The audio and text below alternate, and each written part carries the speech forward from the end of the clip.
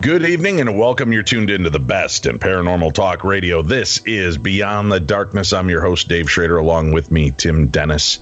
Tim. Yeah. We're doing it again this week. What are we doing? We are going to talk to an average, ordinary person. What? Doesn't have books out, hasn't been featured on television. Her life has not been made into a Lifetime movie yet. Nothing to sell? No, nothing to sell. Huh. Amazing, isn't it? Yeah. And I like this because listeners have been coming forward going, hey. All right, listen, Demon and Ghost Boy. I know that that's your foray. I know you like that aspect, but there are other people out there that have had experiences that are outside of the normal. And I said, oh, yeah, tell me who. And one of our listeners stepped up and said, I've got one for you. And her name is Angela Lazon. She's been getting abducted by aliens.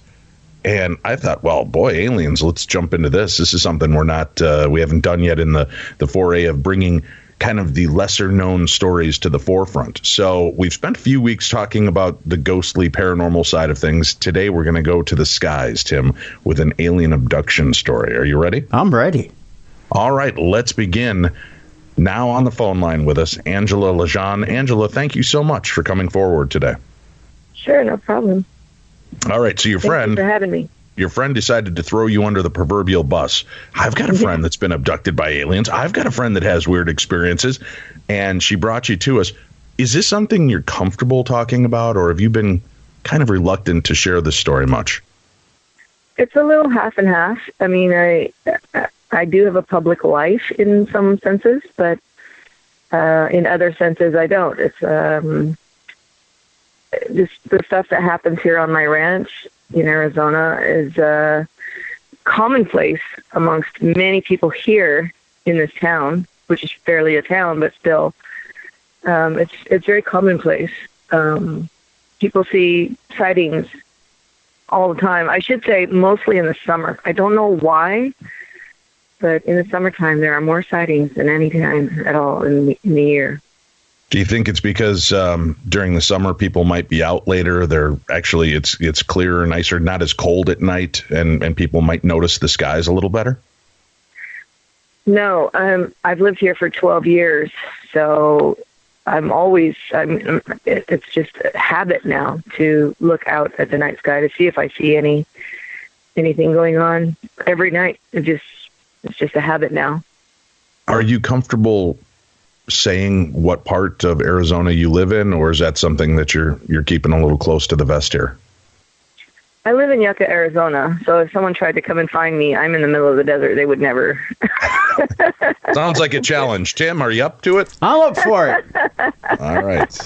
We are going to be, we are going to be in Tombstone, Arizona for the 25th anniversary of the movie Tombstone. We're going to be out there next Friday and Saturday and Sunday, and we'd love for any of the listeners that are out there to come on by and visit with us. Plus, you get to see haunted and historic Tombstone, Arizona, and the 25th anniversary of the legendary movie Tombstone with, I think there's about 5 or 6 of the actors that are going to be on site. And we've been assured by Angela Lazon that we are going to have a great time because the weather is perfect. It isn't too hot. It isn't too cold. We should be sitting in a range of around 195 degrees on a daily basis, Angela? Yeah. Yeah, pretty much. You know what I did see, Dave? Who's going to be there now is Billy Zane. Oh, really? Yeah, I just saw that on a forum that Billy Zane is going to be there now. Fantastic. Yeah. So we've got Billy Zane, you've got Frank Stallone, you've got Michael Biehn, and a few other actors and actresses, plus some of the behind-the-scenes people from the movie. So that'll be cool. Anyway, so I went out to a place, Angela, called the Stardust Ranch in Arizona. And I did that about 2 years ago with the TV series Ghost Adventures. Again, hearing these wild claims of UFO activity, alien encounters, weird beings, we had to go out there and challenge this. And, they captured a lot of bizarre things on film and even a more bizarre story from the landowner. You said this is just commonplace in that area. Yeah. When you say commonplace, I mean, everybody just kind of talks about the fact that they see UFOs, and or are they also seeing alien creatures? It's probably more what people see is they're like yellowish orange lights that we see out over the mountain range. We'll see anywhere from 3 to 27. And they just kind of hover up there and hang out. Then there's, as far as like the entire town seeing those, everyone, oh, did you see the lights last night? Yeah, it's just so commonplace for those particular lights. But here on the ranch, we've seen other lights. We've seen other activity. Okay. Just way different, many different type things.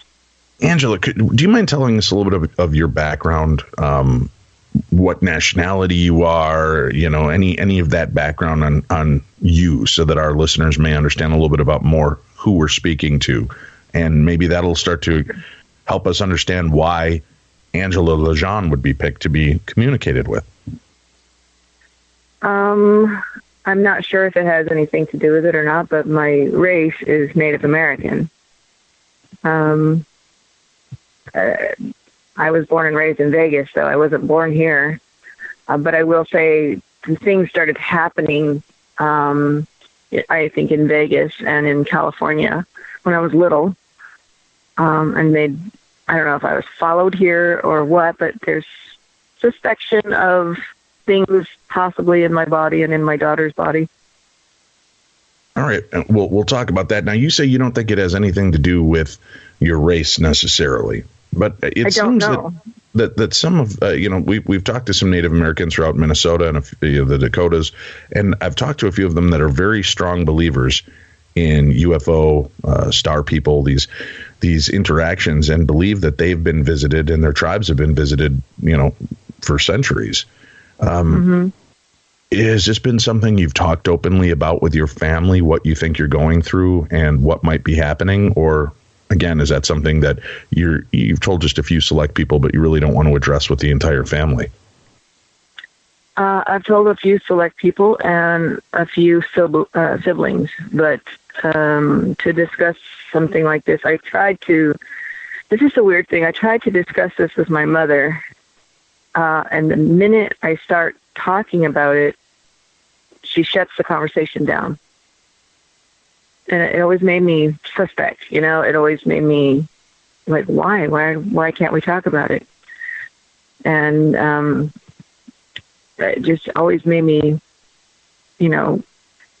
wonder if she already knew and didn't want to talk about it, or she was going through it herself maybe, or I don't know, but she just would not, you know what I mean? She would just shut down the conversation. And that was it. And you never pushed. Did you hear from anybody else in your family of why your mom might react that way? No. I'm the oldest, so they're all coming to me for answers. Oh, really? Okay. Yeah. So looking back on your life, at what age do you think you might have started having connections? Well, my first memory of it, I was probably, I want to say 4. That's my first memory of it. But in that memory, I definitely felt like, oh no, they're here again. So I'm just saying that's my first memory of it. But I know I was feeling like they're here again. They're not going to get me this time. You know what I mean? So right. And I was also very protective of my siblings. There were only 2 siblings at that time of that memory. So I was trying to also protect them because they were babies, So you were 4 years old and you said, oh no, not them again. What? Yeah. What can you remember? Did you see them visually, or did you just sense that there was something there? My first initial feeling was I sensed that they were there. And then I did see them. I did physically see them, visually see them. In fact, they have like most people say, a telepathic way of communicating. All right. Now talk to me about that first time you physically saw them. What did they look like? And how did that interaction take place? I was in the middle of the night. I don't know what time. I just remember being up, running from them, trying to hide from them, but also trying to hide away from my siblings so that, they'd be more looking for me and not my siblings. I was so scared for my brother and sister. And so I'm just a child, but I ran into a closet hoping to be really quiet, and I could hear them like walking through the house, and I could see, like, we had hardwood floors, and I could see like some sort of light reflecting on the hardwood floor coming towards the closet that I was hiding in. And there was two of them standing outside of my closet, and I could hear their thoughts, like kind of laughing at me a little bit, like smirking at me, like she thinks she can hide. You know what I mean? So they opened up the door. What was that feeling for you as you're seeing these, lights change? Something's out there. You can sense what they're thinking and picking up on. And were you in a state of panic, fear, or just numb, like not sure what to feel? No, I was panicking, but I was also angry. Mm-hmm. I remember being mad at them. And they didn't care. To them, I was just like cattle, To them, I was just like a dog, an animal, But when they opened up the door, there was one a little bit taller and there was one a little bit shorter, and they were looking at me, and they were, I kind of want to say grays, but kind of not. They had like a pearlescent greenish gray skin. I remember just for a split second, I thought, "Oh, their skin is pretty." I know that sounds terrible, but it's just my thoughts as a child, I guess. No, I totally understand. That's exactly how I feel every time I see Tim. Ooh, his skin is pretty. Oh, well, I exfoliate. Yeah. So you've got this sense, but you feel that you're just kind of cattle to them. Did you get a sense from their thoughts, from what they were doing, why they were there for you, what it was that was bringing them to you? No. As I try to interpret myself back then and the moment back then, there was more to it after that. I do remember going up, like being up there. But you had just from that initial connection, you had no idea why they were there for you specifically. They weren't showing their hand at all. No, I knew that at that moment, I knew that they had gotten me before, but I don't remember for what at that moment. And just that they were getting me again, and I knew I didn't like it. I knew it was not fun. And that's, as far as that feeling of, it's almost like they may have erased some of my memory or something about it or something. All right. Now, once that door opens up, what happens? How does the experience unfold from there? I knew that they were about to take me, and they flashed this sort of light in my eyes, and it paralyzed me.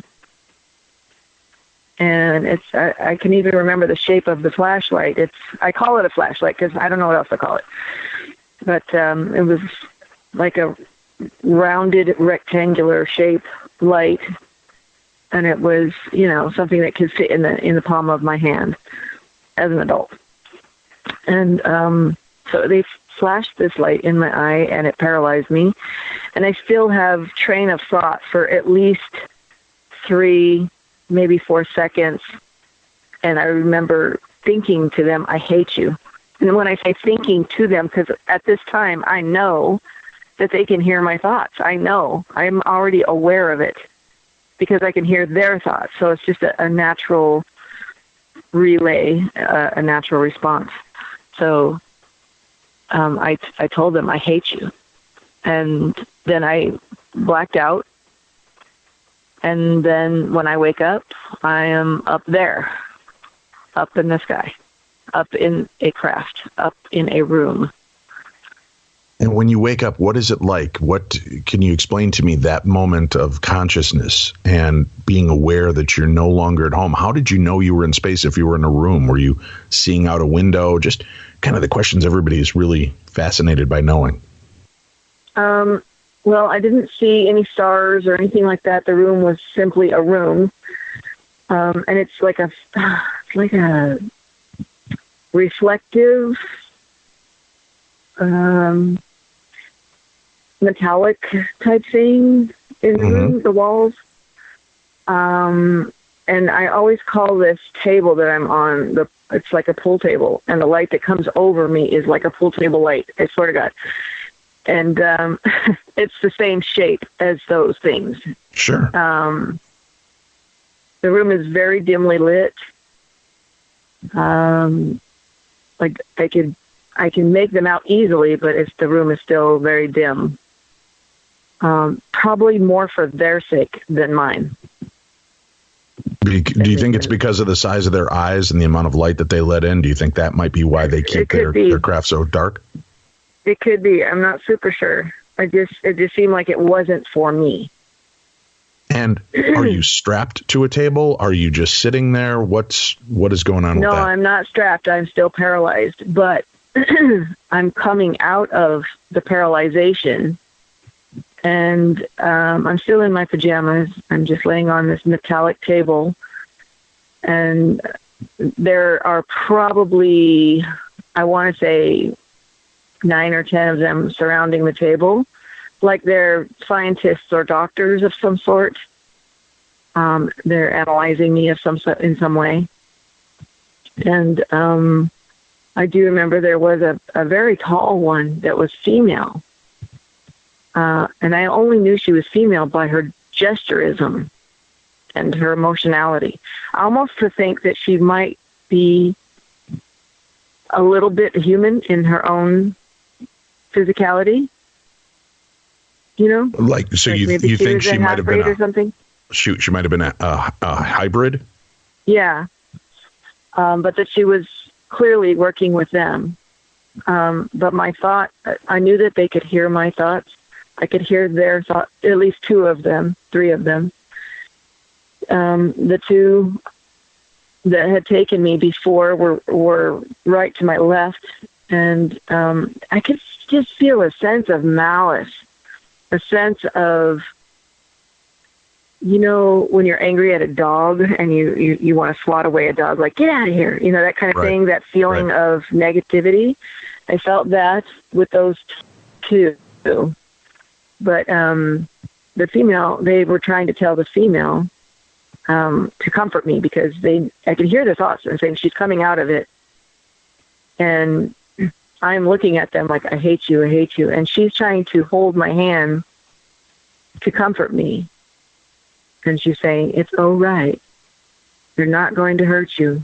Everything is okay. But she's saying it mentally. And the 2 males are getting ready to put that flashlight in my eye again. And I'm trying to turn my face as much as I possibly can. It's like almost impossible to do it, but I'm trying. And I just kept saying, I hate you, I hate you. And they got me in the eye and knocked me out again. But I will say, the table, I found very interesting, the table and the light that the table I was on. It's all metal, but it's so strange. Light comes from that table, like you know how you see like a copy machine and the light scrolls under the glass? Yes. It's like that, but multiple colors. But it's a metal. It's not a see-through metal, but the light comes through it. It's very strange how to explain it, and also the light that hovers over me is like the length of my body and the width of my body. and light also comes from that. And it's like it was scanning my body. That's all I can say, is that it was scanning my body. I don't feel like it was trying to fix anything in my body or hurt anything in my body, just that it was reading it. That was the only thing I could sense from it. All right, just as though they were gathering information and data. They weren't there to impregnate. They weren't there to test. There was nothing else going on other than just getting a quick reading of who you are, what you are, and your physiology. Probably, or, probably maybe. I do feel like there is something in my arms, and they might have been reading the data from that. I'm not sure if they put it in my arms at that time. I don't know. But that is my only memory of being on their vessel. I don't have any other memories being on their vessel. It doesn't mean it hasn't happened, but I don't know. Was there any other sensations you had? Could you smell? Could you feel anything else that would kind of lend itself to this whole experience? I didn't smell anything, to be honest with you. But I could hear how they talked, and they were like a combination of clicks and whispers, but not human whispers, not human language, just clicking, and you could hear some sort of noise coming from them. They did have mouths, so they did verbally communicate with each other. That's chilling. I don't know about you, Tim, but that made every hair on my arm stand up. The clicking, whispering, whirring noise, just that, I don't know, maybe it's from too many Hollywood movies, but that just, that's an unnerving sense. Yeah, that'll get you. You're a child at this point, Angela. Yeah. And are you crying throughout this? Are you just so angry that you're there? I am just angry that I'm there. I'm angry, and I'm full of hate. I'm full of resentment that they took me. There's fear. The fear of the light. You know what it was, is that when they would knock me out, I couldn't see what was happening. I couldn't know what they were doing to me. So that part of the fear, yes. But while I'm awake, I'm like a rebellious little girl, and I'm telling them, I hate you. It's just a... Were you aware of anybody else there, or was it just you? To my knowledge, it was just me at that moment. I couldn't... The room was very small, believe it or not. The room was maybe... I'm trying to, let's see... maybe 20 by 20, if that, 20 by 15, if that. The room was very small. Welcome back to the abduction of Angela Lazon, our guest this evening on the show. Angela, this is bone chilling to know that as a child you're being abducted. They're taking you away from your family. You're not even quite sure what they want or are trying to get from you. Upon reflection, do you feel some form of comfort with them, knowing that they at least tried by bringing in this hybridized woman to comfort you and be there for you? Do you feel like they were at least making an attempt to take away some of that fear? Yeah, I do. I think they just wanted me to stop panicking. And I don't know if it was affecting my reading or what, that I was panicking and angry. So you don't even think it was them just trying to be kind. You just think it was so they could get better information from you. Yeah, possibly. I really, it's hard to tell at 4 years old. It just seemed, to me, it seemed pointless that she was trying to comfort me, because she is one of them, and visually she is clearly one of them. But all right. Now that was for all I know, that was just an experiment to them. For all I know. Right. Now, you said that was one of your very first times having been abducted. Yeah. Okay. That you have memory of. To tell you, yeah, I did want to tell you, what her skin felt like. Please, yes.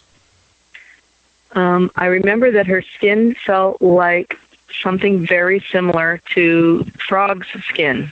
I know that sounds weird, but if you think about the underbelly of a frog, how soft it is, smooth it is, but slightly clammy. That is what it felt like. Holy crap. Tim, are you an alien hybrid? She's describing you to a T. First that glistening look, and now the soft underbelly of a frog. Again, Dave. It's like she's held your hand. I exfoliate probably 7 to 8 times a day. It could be that I'm over exfoliating. Yeah, that may be my issue. You go, boy. Yeah, thank you. I appreciate it. Yeah, I'm very, very metro. That's what people don't know is Tim is 82 years old, but it's all that exfoliation that leaves him so tender, like the belly of a toad. Exactly. So you get this feel. So it's this kind of, is it kind of rubbery foam feeling almost, or does it have a flesh-like feel? It has a flesh-like feel.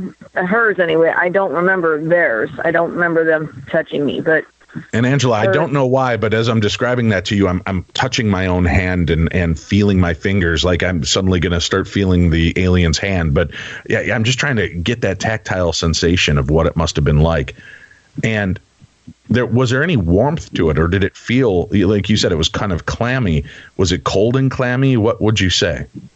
I would say it was more cool than my skin.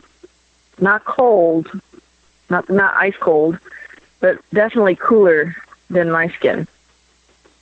Now, do you believe that your siblings were also being abducted? I want to say yeah. And you said that you've spoken to some of them about this. Has anyone else in your family come forward to say, you're not alone, Angela? I've been there too. My siblings or my children? Your siblings. My siblings, my sister, she has, I think, a certain kind of memory, but I don't know if she has a abduction memory, but she has something where she's seen stuff, you know what I mean? But I don't know if she has a memory of being taken. And as you said, your mom was not real forthcoming when you tried to bring this up to her. So you're not sure if maybe, do you believe, even though you don't know for certain, do you believe that your mom is aware of these abductions and that she as well may have been abducted at some point? I suspect it. That's all I can really say is I suspect it. Do you think there's any chance that you might be part of that hybridization process? Yes. So you believe... I always feel weird saying that because, you know, I don't feel like I'm any different than people I know. You know what I mean? I don't feel any, you know, I just feel normal, human, normal.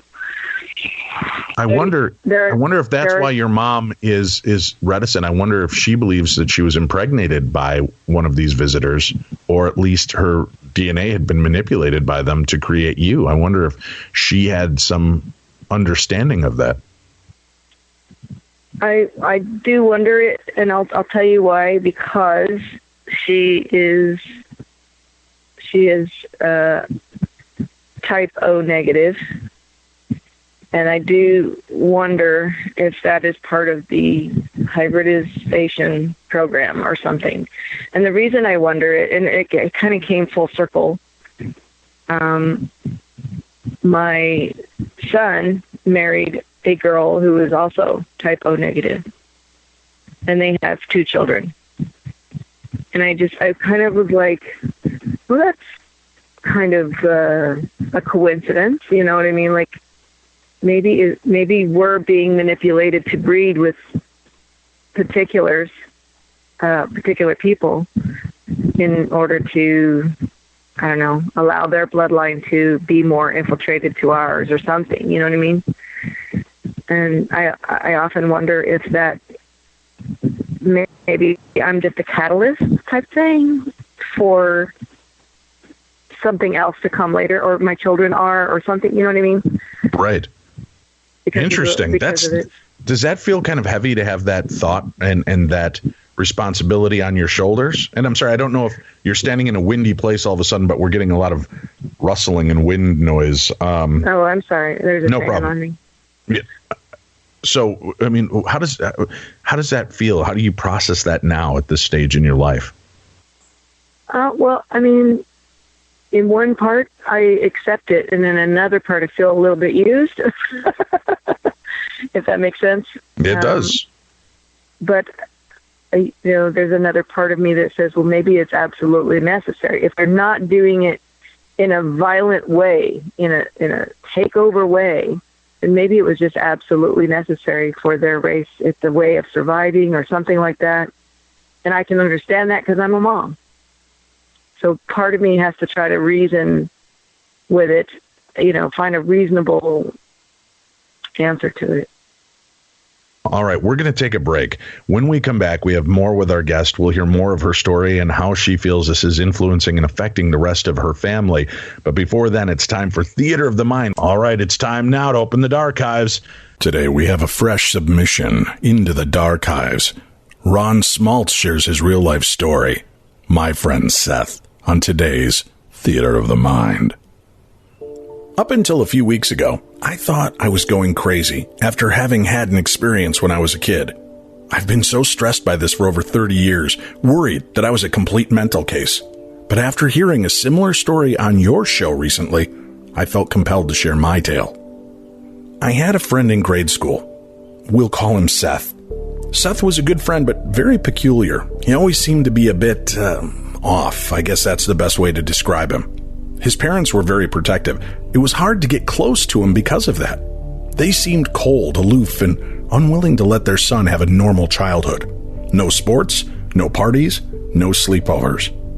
But that changed one night. We had hung around, mostly at school, because as I pointed out, he wasn't allowed to do much else.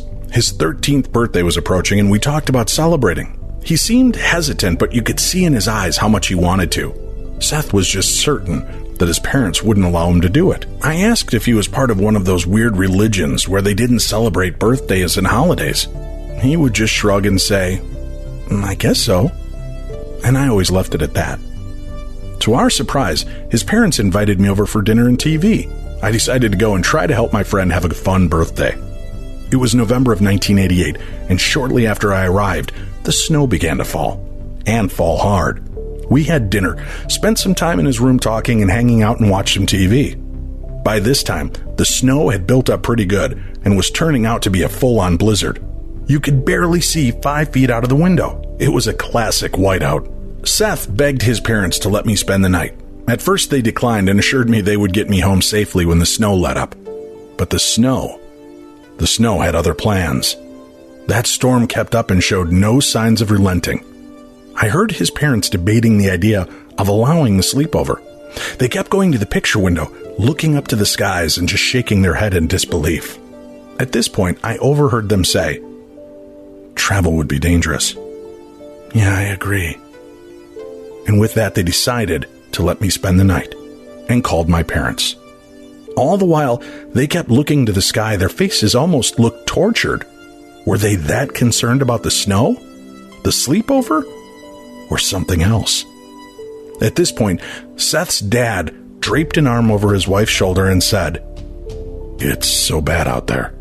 They'll never get through. This'll be fine. It'll all be fine."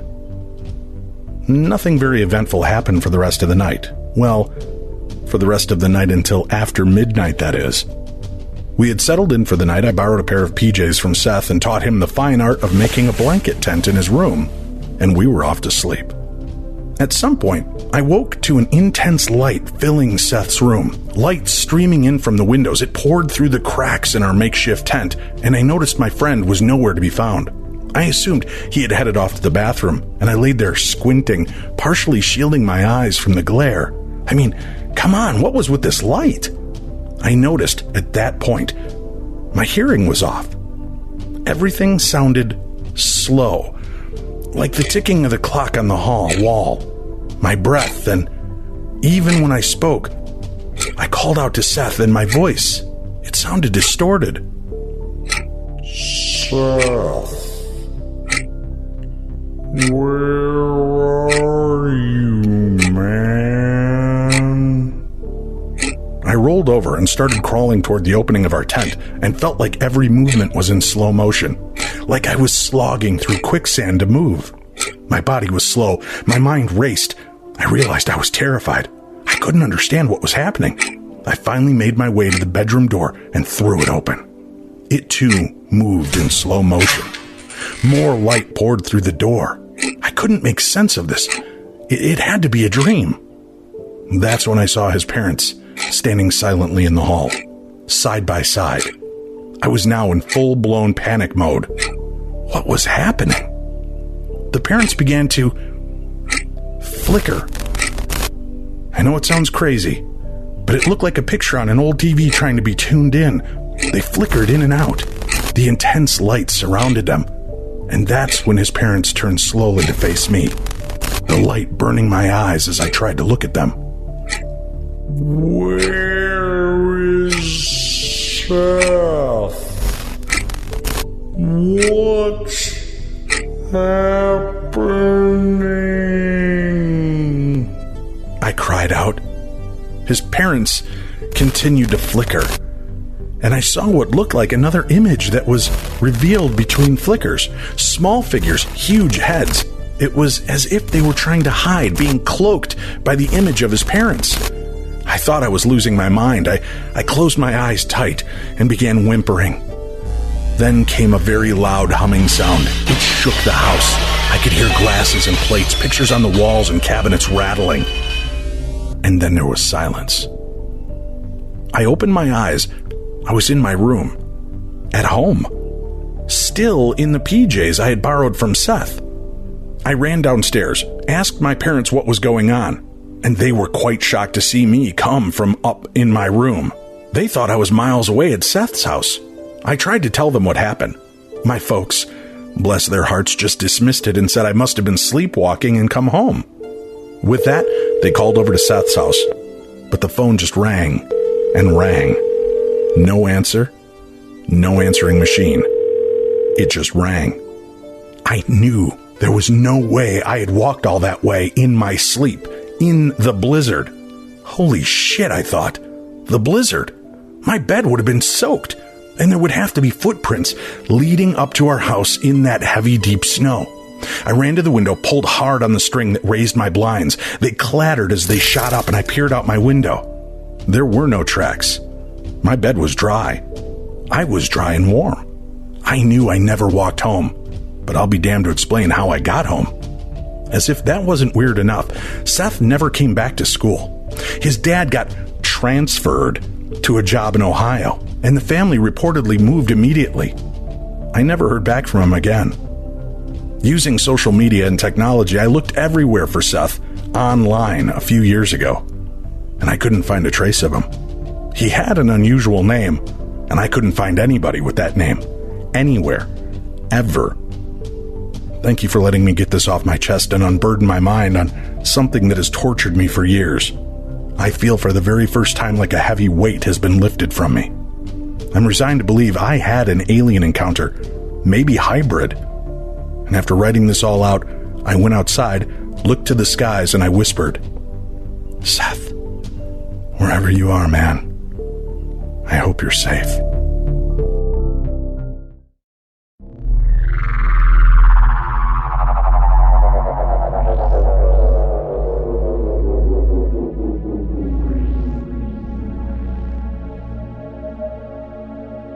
Ladies and gentlemen, I have a grave announcement to make.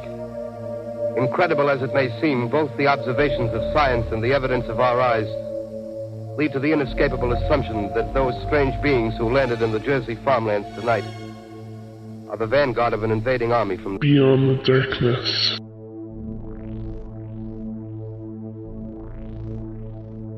We're back. Thank you very much for tuning into the best in paranormal talk radio. I'm Dave Schrader. That's Tim Dennis. And you can meet us both next week in Tombstone, Arizona, where not only will we be visiting some of the hotbeds of haunted activity, but we'll also be casting our gaze upwards towards the sky. Sky watching at night. Come join us. Have some fun in Tombstone, Arizona. And please bring many moist towels so that Tim and I can remain cool for our entire trip. Okay, but it's the 25th anniversary of the movie Tombstone taking place. They are adding actors, actresses, behind-the-scenes people. Billy Zane has just been added to it. The Phantom, Tim, the damn Phantom is going to be there. Right? He's also the villain from Titanic, Tim. This is our chance to push him down the well. I hope so, yeah. No. Oh, no, I mean, he's Billy a nice Zane man. will be there. Yeah. So we've got a lot of cool people that are going to be a part of it. And here's the thing. I still don't understand it. I think it's a free event. You just come celebrate in the town of Tombstone. Yeah, you just show up. Yeah. Just show up. Yeah. And if it's not free, just look for Tim. He'll be at the OK Corral Saloon and Sleepover, and he'll pay your entire thing, I'm pretty sure. I will? Could be wrong. What? Yeah. Just check it out. Tombstone, Arizona, next weekend. I don't think that's right. The final weekend in June, we're going to be out there. We're going to be there Friday, the 29th, Saturday, the 30th, and on July 1st. So check it out in Tombstone, Arizona. But, Dave, I can't make it to Tombstone. I can't be there, but I want to meet you. I want an embrace. I want a Dave hug. Well, I'll tell you where you can go. You can meet me at Wizard World, Boise, Idaho.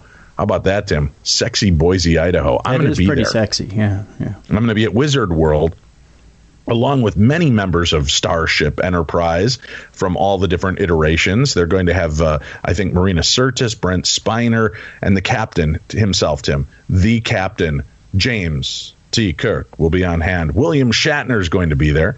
They've got a lot of cool guests that are going to be on hand, comic book guests, movie guests, TV show guests, and Darkness Dave. So I'm going to be out there, and I'll be hosting 3 panels during the weekend on the paranormal, one on Friday, one Saturday, one Sunday. Plus, I'll be doing a couple of the celebrity moderated panels.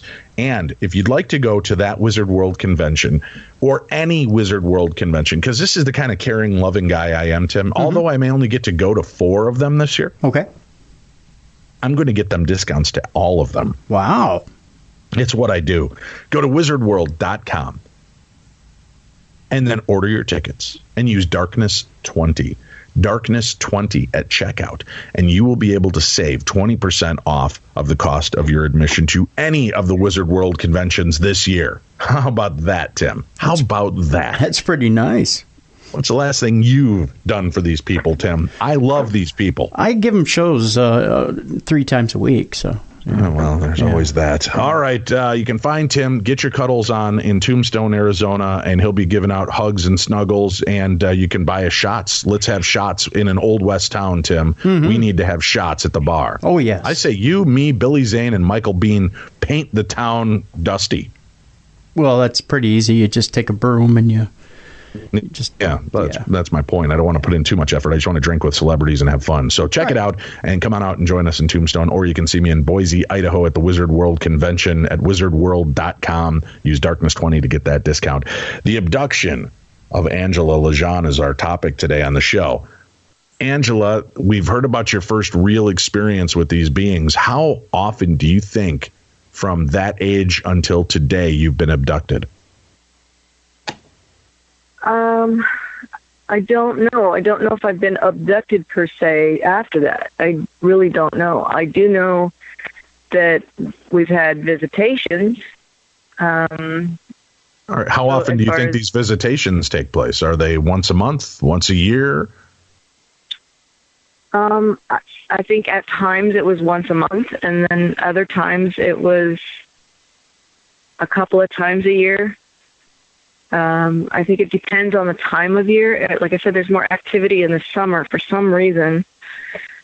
Not just the lights in the sky, but stuff here on the ranch, particularly here at the ranch. But it wasn't just limited, to my ranch. You know what I mean? Right. I've lived in Utah and things happened there, and I've lived in California, things happen there, so in Vegas, things like that. And how often do you see them, or are you just aware that their presence is near? I haven't seen them, to my knowledge. I have not seen them since I was a child, but being aware that they're here, definitely. Definitely. And do you feel that other people in your family, your children, are being affected by this as well? Absolutely. And at what age did that start for them? Well, when I lived in Utah, my son, I was really worried whether or not they were visiting him. And so I did a visual test, and I drew 6 pictures on a piece of paper. One was a police officer, one was a kitty cat, one was a puppy, one was a horse, one was an alien, and one was, I think, a dog or something. I don't know. And I kept asking him, who is who on that paper? And then when I got to the alien, he hesitated. And he said, "That's my friend." And I said, "Oh, your friend? How do you know your friend?" "He comes and visits me." And from what he was saying was that visitor tried to get him to go with them, and he refused. And he said he didn't like him sometimes because he's mean sometimes. I was like, oh, my God. What do you do in that position as a parent? I mean, you can't even protect yourself. What do you do, and how do you approach it, knowing that your children may now be the target of their harassment? Yeah, it is a very invasive feeling. It's one thing. It's one thing that it's happening to me, and I know that I'm not necessarily being hurt, right, physically. But then when I realize, right now I'm having like a shockwave go through my chest just remembering that moment. I felt so invaded and betrayed almost that they were trying to get my child.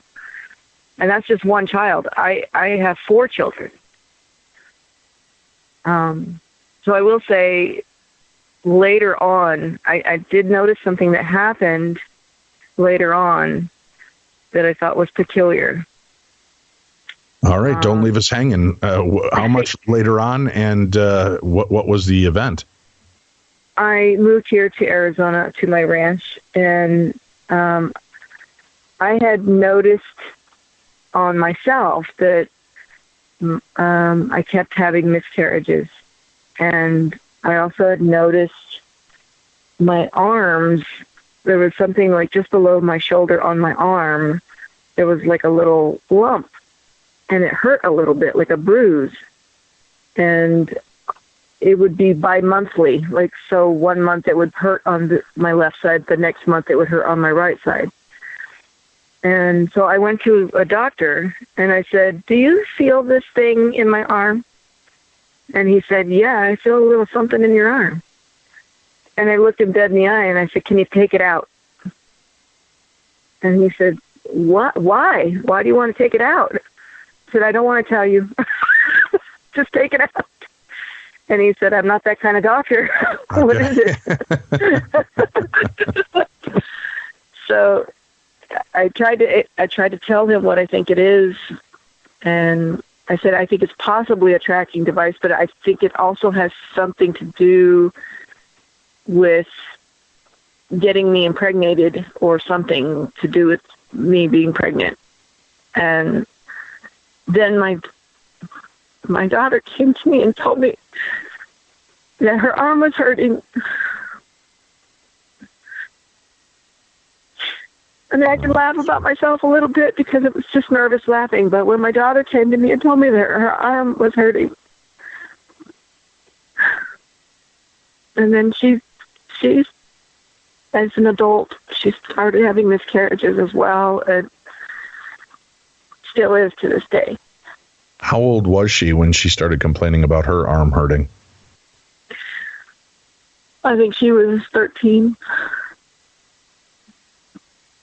Did she relate any stories, any visitors, anything like that to you as well? Or do you think that they were being more sneaky with her? I think they were being more sneaky with her. But the weird thing was it wasn't happening to my sons. They didn't complain of any arm pain or anything. And I even asked them, can I feel your arm? Do you feel anything in your arm? They're like, "No, Mom, no." But my one son, Evan, he was asleep outside shortly before he married his wife. He was still a teenager. They were sleeping outside because it was hot in the summer, and my son had an orange globe sphere that was like looking through the yard, floating through the yard. It was about 3:00 in the morning, and it came over and looked at my son and his at the time girlfriend. And he was so petrified. He was afraid to even blink or breathe. But it was, it was a little smaller than a basketball, maybe the size of a melon. And it was translucent, and it was orange. And the minute it got done looking at him, I mean, it got right in his face and looked at him, and he was so petrified, he was afraid to breathe. And then it floated off. When it was satisfied looking at him and her, it floated off and went somewhere else and looked at other places in the yard. And, I mean, that's just, you know, those are just a couple of things that have happened here. That, I would say there's been different types of visual, like seeing some sort of craft or some sort of illumination type thing that's happened here. We have one that we call the disco ball because it literally looks like a disco ball of lights. It has multiple color lights. And at first I thought I was just tripping. And then my son saw it. And this is just last year. Now, have you or your daughter ever gone into the doctors to find out why you're prone to miscarriages so often? Has there been any medical insight to that? No, I think we were both kind of afraid to pursue it. I think we're both a little nervous to pursue it. The other thing too, I feel like this might be a connection as well, is twins run in both sides of my family. And so part of my thinking is maybe they're getting two babies for one. You know what I mean? Oh, interesting. So in your estimation then, are these true miscarriages, or do you think that they are farming you and your daughter for these children? Yeah, that's what I think. I think they are getting the eggs fertilized, and because we only make it to like 2 months along, that's it. And then, you know, they'll do an ultrasound, they'll see that there are two babies, sometimes just one baby. I've lost 2 sets of twins. My daughter has lost 2 sets of twins. But I've had 11 miscarriages. Mm. My daughter has had 11 miscarriages. That's got to be brutally hard psychologically to deal with. Yeah. And my daughter just had one. My daughter just had one, and she lives in Utah. Do you think that? Do you think then that you are mothering another race of beings, hybrid beings that are living off-world? It worries me a little bit. It does. It worries me. I mean, I can't say that I do or I don't, but it does worry me. It's crossed my mind. Do you ever feel, you know, as we know, we have connections to our family members, to our children and parents, especially, we can sometimes feel that connection when one of our children are down or hurt.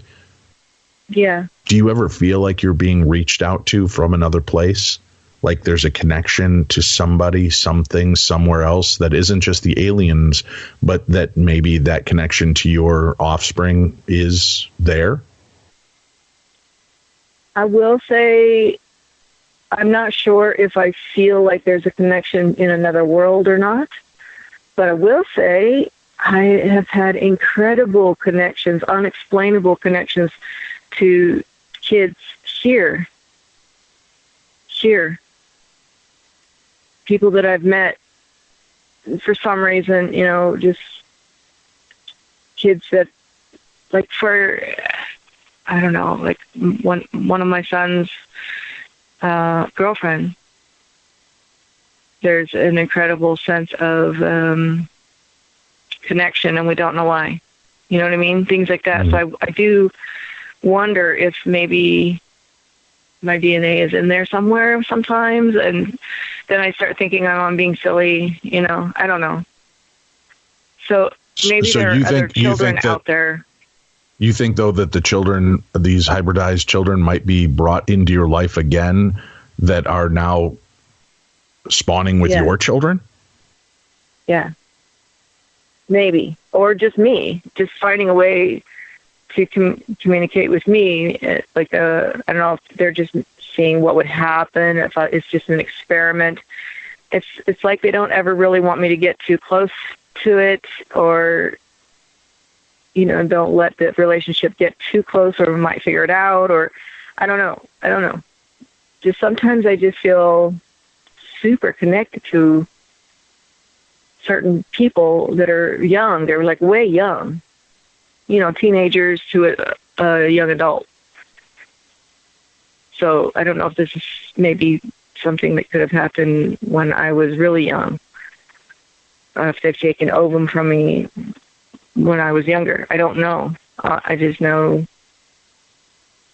sometimes people come into my life and we don't know why, Same thing with anybody. I mean, for all anybody knows is they've got children of their own out there, and they end up crossing paths and they don't know it. You know what I mean? Have you done anything to try to stave these beings off, to keep them from interacting and bothering you? No, because I don't think I could. I don't think I can. Like I said, I wanted to take the thing out of my arm so that if that was a tracking device, then they couldn't do it anymore. But then at the same time, if they really wanted to, they could just put another one in. Right. But we do get lights here. Sometimes I'll wake up in the middle of the night and my whole yard is lit up. But I feel like too groggy to fight it off, kind of thing, There's so many things that happen here on my ranch. Are you open to allowing others to come and investigate or see what's going on there? Set up cameras? We have done that. Have they captured anything that you felt was compelling? People have photographed the lights that have come up, but it's so hard to get a great picture at night because it comes up digitally. But I don't think anybody's come here with like amazing cameras yet. You know what I mean? So, but people usually want to come here just to see if they can just see them, period. And I've had friends who've come and they're, oh my God, you're lying. Right. So I always welcome people to come and look. I mean, I'm not hiding anything from anybody, right. We'll ask our guest. The most public I've discussed it. We'll talk to you more about the fact of what else are you experiencing. Has there been any other strange phenomena, skinwalkers, creatures, ghostly interaction? We'll do that in just in a few moments. And Angela, I'm curious, having had all of these experiences, are you open and prone to other strange, I guess, meetings? Have you had ghostly issues or cryptid creatures, any other kind of activity at all that falls into this kind of supernatural realm? Yeah. What was that answer? Yeah. You say you have or you haven't? I have. Okay. And I take it this is something you're not as comfortable talking about. It's not that. It's just I feel like it almost makes me feel like it points to an ability, and I don't know if this ability, is conjoined with my interaction with UFOs. Okay. Or if it's just something that's innate to my DNA. I don't know. But well, what type of activity have you had? Well, still along this, as far as abilities go, I would say my daughter and I both have electrical interference abilities. Okay. And my daughter and my son and myself have clairvoyant abilities. And now, when you say clairvoyant, so do you see the dead? Do you see spirits? I've seen them, but most of the communication is done, I want to say, mentally. My daughter and I do it the same way. We get a mental picture in our head of what they look like and the emotion that's behind their presence. Whereas my son gets full on, he can hear dead people. Full on. Like like you're hearing my voice right now, he can hear that. And you don't know if it's the alien intervention that's turned on this ability, or if it's just something that's genetic in your life. Yeah, I kind of want to say it's genetic, this particular thing, but well, I don't know. Alien abduction and intervention is also known to be genetic. A lot of times they follow lifelines, and they'll go down through the family and continue experimenting and working with specific families. Yeah, and that is what my worry is with my mother, that maybe she knew, and maybe that's why she doesn't want to talk about it. She doesn't want to talk about the abilities. Right. She doesn't want to talk about any of that stuff. But she's always been fascinated, I will say, with DNA, with medical type of things. My mother is actually a genius. She's been rated a genius, which also makes me wonder why wouldn't they want someone who's highly intelligent? Why wouldn't they, and then this whole typo negative blood thing. Which explains why Tim and I have not yet been abducted. It's the intelligence quotient, Tim. Very much so, yeah. I'm dumb as a box of rocks, so they don't want me. I'm just saying I've spent a lifetime trying to put a puzzle together that's not quite giving me the last few pieces, and I feel like my mother is the only that she won't discuss it. Would you ever consider doing like the 23andMe, the Ancestry.com spit test? I'm just curious if there are other people out there that you said you kind of feel this kin to them, to people. I'm wondering if there are other people out there that might share this alien connection with you, that you might spit in this cup and realize you're related to a bunch of people that you have no idea how that connection is being made. I thought about it. My sister did it, but I thought about it. But I'm almost afraid to do it. I don't know if I'm ready to see the results. I don't know if I'm ready to handle that. I understand. Have you? What about creature visitations? I know the Stardust Ranch program we did on our show, and it also appeared on Ghost Adventures. They talked about a myriad of weird creatures that are sighted in and around their property. And you having a ranch out there, have you had any experiences with beings, shapeshifters, Bigfoot, chupacabras, anything along those lines? I can't say that I have. My son has seen something out here. He's not even super sure what he saw. He saw a very dark, black-like creature that stood upright but also like crouched down. And it was getting dark, and so he couldn't quite make it out, but he's seen it a few times. And that just said it was on the outskirts of our property, watching, just looking, waiting. And then my son tried to chase after it. And it ran off, but it came back another day. You know what I mean? So that's the only, I want to say, creature that we've seen or he's seen. As far as me, I've only seen things like lights. Like we had a green fog that came in my room and woke me up, and it was by my window and staring at me. I felt the feeling of it staring at me. And then I told my friend, the next day, I went to visit my girlfriend, and she lives in this town. And then her daughter overheard the conversation, and she came in and said, I had the same thing happen to me. It was a green fog staring at me in the window, in my room, next to me, like 5 feet away. I'm like, yeah, it was about 5 feet away. So it's not just me that it's happening to here. It's other people, Are you afraid for your life or for the life of your children or grandchildren at this point because of what these visitors keep doing? I can't say that I'm afraid for my life. I honestly can't say that, because I feel like if they were going to do something volatile, they would have done it already. They've had plenty of opportunities to either kill me or injure me or something, or injure my children or something. As far as not knowing the answers is probably the most injuring thing that they've done to me. What is the most frightening aspect of all of this to you? Maybe that it will come full circle and I'll be faced with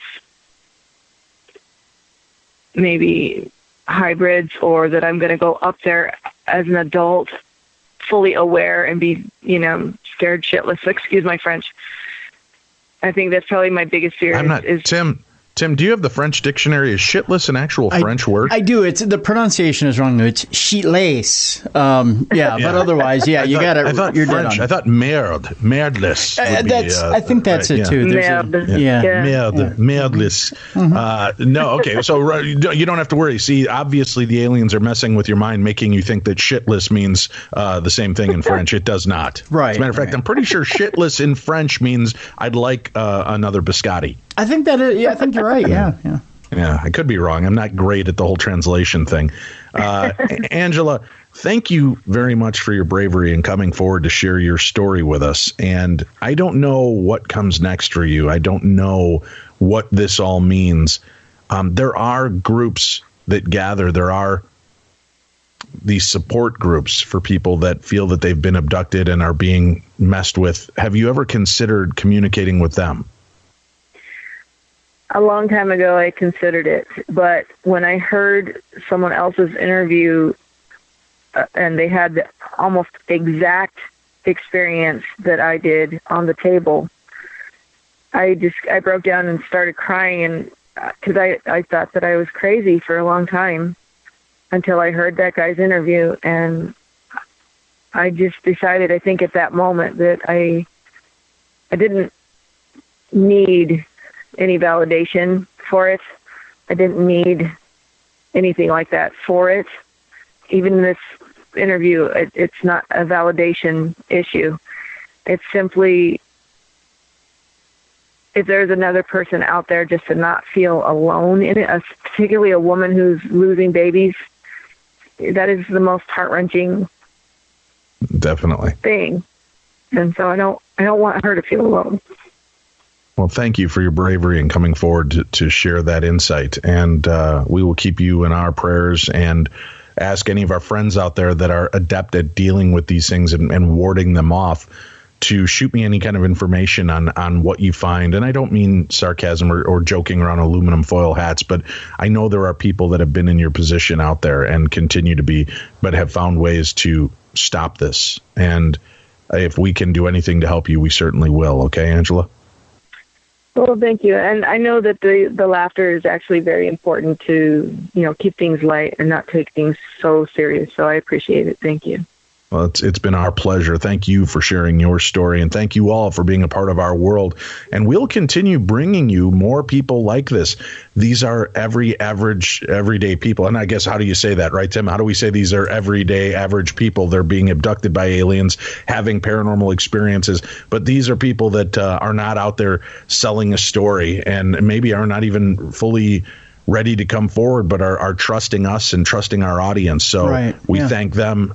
And if you know of other people like this that are dealing with cryptids, that are dealing with alien intervention, that are, I shouldn't even say intervention, but alien interference, ghostly activity, demonic possession, we want to hear your story. And you can have them reach out to me at dave@darknessradio.com. That's it for this weekend, kids.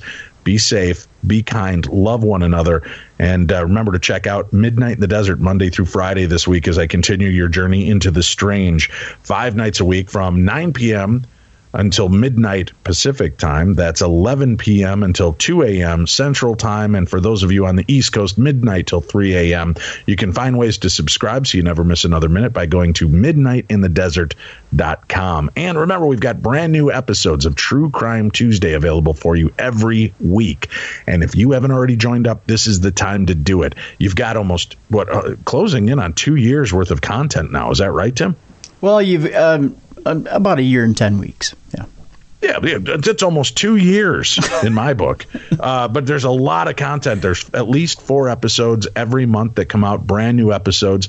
Plus, we've put some extra additional episodes in from time to time for you from our archives. Go check it out, and you can find that at patreon.com/True Crime Tuesday. That's Patreon, Patreon.com/True True Crime Tuesday. Or it's easier, just go to darknessradio.com, click on the True Crime Tuesday banner to subscribe. Only $4.99 a month gives you 4 brand new episodes that are anywhere between 90 to 120 minutes long. You get some of the most bizarre cases. And this week, Tim, we've got a hell of a case coming up.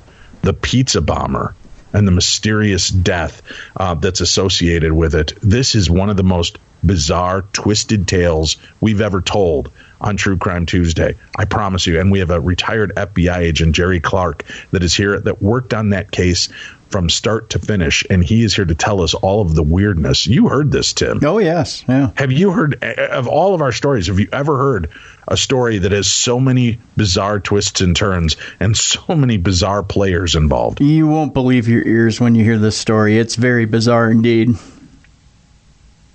All right, so check it out. Sign up right now. Go to darknessradio.com. Click on the True Crime Tuesday banner. Stop pussyfooting around. It's only $5 a month. You're going to piss that away on something silly already. Why not make it your silly buddies, Dave and Tim?